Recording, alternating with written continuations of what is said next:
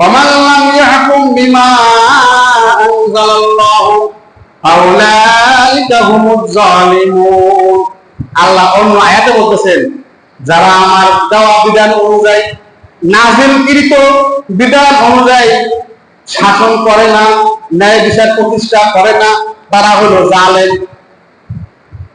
দুটো আয়াত বললাম। আল্লাহ আরো বলতেছেন ওমান লাম ইয়াহকুম বিমা আনজালাল্লাহু ফাউলাইকা হুমুল ফাসিকুন। তিনটা আয়াত আল্লাহ তিন জায়গায় বলছেন যারা আমার দেওয়া বিধান অনুযায়ী বিচার কার্য পরিচালনা করে না তারা হলো ফাসিক। তারা কি? ফাসিক। তাহলে বুঝা গেল যে আল্লাহ পাকের দিন অনুযায়ী, কোরআন সুন্নাহ অনুযায়ী রাষ্ট্র শাসন করা এটা ফরজ, সবার উপরে ফরজ। আকিমুস সালাত, তোমরা নামাজ কায়েম করো, এই আয়াতের দ্বারা নামাজ ফরজ হওয়া সাব্যস্ত হয়।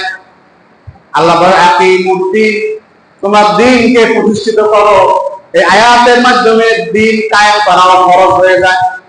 এই দিন ওই যে ঘুমাইতেছে, ওই যে ঘুমাই সেখানে ঘুম দরকার।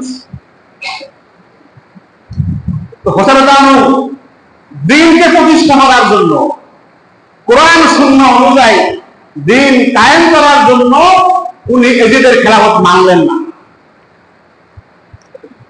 বুঝলেন না?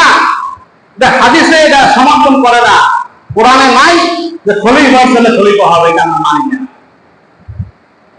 মানি না।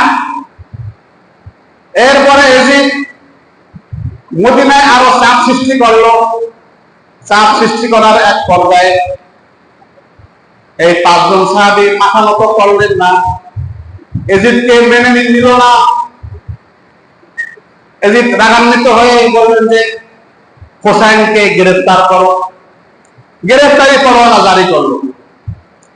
আর হযরত আব্দুর রহমান ইবনে আবু বকর, আব্দুল্লাহ ইবনে ওমর, আব্দুল্লাহ ইবনে আব্বাস, আব্দুল্লাহ ইবনে জুবাইর, এই চারজন তারা চিন্তা করলেন যে একটা যুদ্ধ হবে, মুসলমানদের মারামারি হবে, দরকার নাই, এই যুদ্ধ আমরা মাইনে নিই। তারা এই যুদ্ধে মেনে নিল।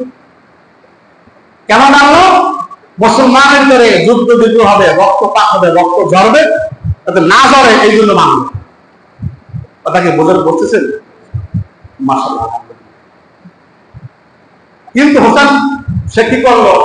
ইতিমধ্যে কুফা, ইরাকের একটা এলাকা হলো কুফা। কুফা কেন তোর কুফা লাগছে তোর পিছনে? আসলে কুফা হলো কুফা। কুফাটা কি? কুফা, কুফা,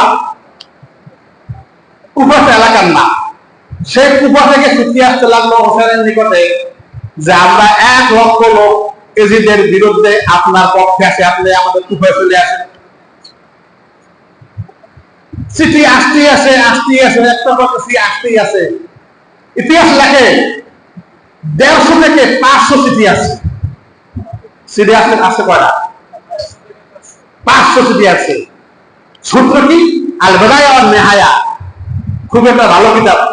ওখানে কারবালার একটা অধ্যায় আছে, আল বিদায়া ওয়ান নিহায়া, ওখানে আছে। আল্লাহু আকবার। 8 নম্বর পদ্ম 236 পৃষ্ঠা, যে চিঠি পাওয়ার পরে ইমাম হোসেন আমি কুফায় যাই।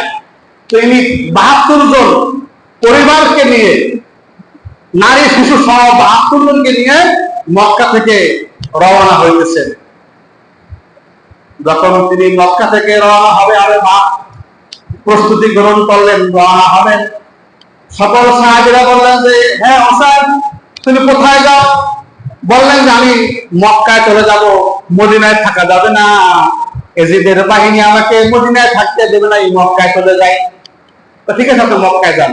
মক্কার পরে দেখা যাক মক্কা থেকে কোথায় যায়। না না, মক্কা থেকে আপনি কোথাও যাবেন